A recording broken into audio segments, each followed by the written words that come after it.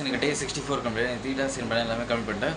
First வந்து CMS அதில் கொஞ்சம் பேஜஸ் படிச்சிருந்தேன். செகண்ட் வந்து சொல்லிட்டு வரும்போது அதுலேயும் கொஞ்சம் பேஜஸ் படிச்சிருந்தேன். அண்ட் தேர்ட் வந்து கோர்சஸ் அதில் கொஞ்சம் வீடியோ பார்த்துருந்தேன். ஃபோர்த்து மேலே குட்டியோட ஷேர் பண்ணிக்கிறேன். ஸோ பேபிலானில் வந்து பார்த்தீங்கன்னா one of the richest city.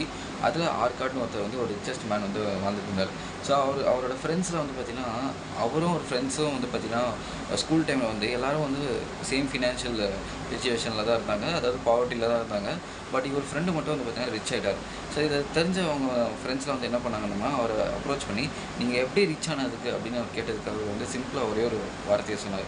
அதாவது வந்து பார்த்திங்கன்னா நீங்கள் சம்பாதிக்கிற எல்லா காசுமே செலவு பண்ணுறீங்களே, அதை வந்து பார்த்திங்கன்னா நீங்கள் சம்பாதிக்கிற எல்லா காசுமே யார் யாருக்கோ செலவு பண்ணுறீங்க. அதாவது மர்ச்சன்ட்ஸுக்கு செலவு பண்ணுறீங்க, இப்போ எங்கேயாவது ட்ரெஸ் வாங்கினா ட்ரெஸ்ஸு கிடைக்கோ இல்லை ஃபுட்டுக்கு அந்த மாதிரி சொல்லிட்டு எல்லாருக்கும் செலவு பண்ணுறீங்களே, ஃபஸ்ட்டு உங்களுக்கு நீங்களே செலவு பண்ணுங்கன்னு சொன்னாங்க.